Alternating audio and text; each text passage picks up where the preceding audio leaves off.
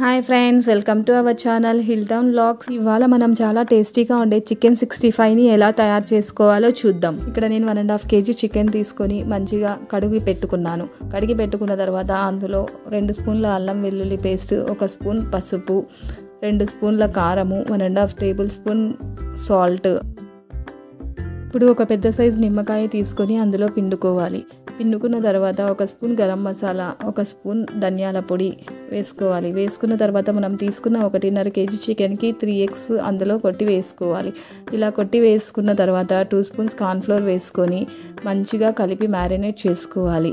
ఇలా కలిపిన తర్వాత అందులో కొంచెం కరివేపాకు, ఒక 4-5 పచ్చిమిర్చి, కొంచెం కొత్తిమీర వేసుకొని బాగా కలిపి పక్కన ఉంచుకోవాలి.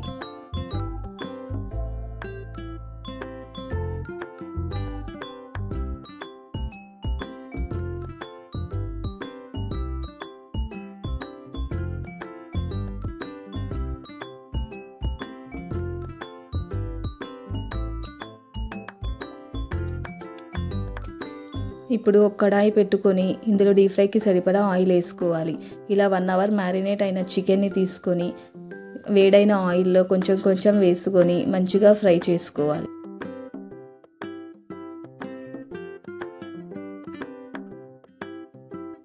ఇలా చికెన్ని గోల్డెన్ బ్రౌన్ కలర్ వచ్చే వరకు వేపుకోవాలి.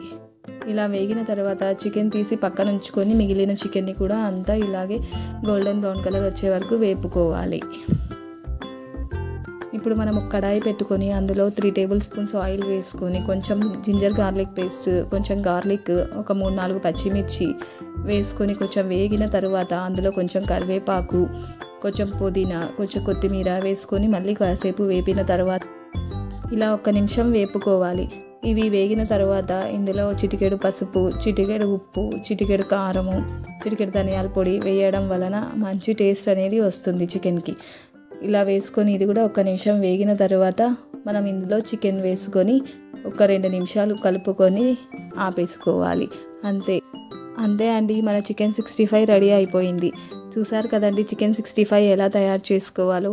మీకు ఈ డిష్ నచ్చినట్లయితే ప్లీజ్ లైక్, షేర్, సబ్స్క్రైబ్ చేసుకోండి. ప్లీజ్ సపోర్ట్ చేయండి. Thank you for watching our video.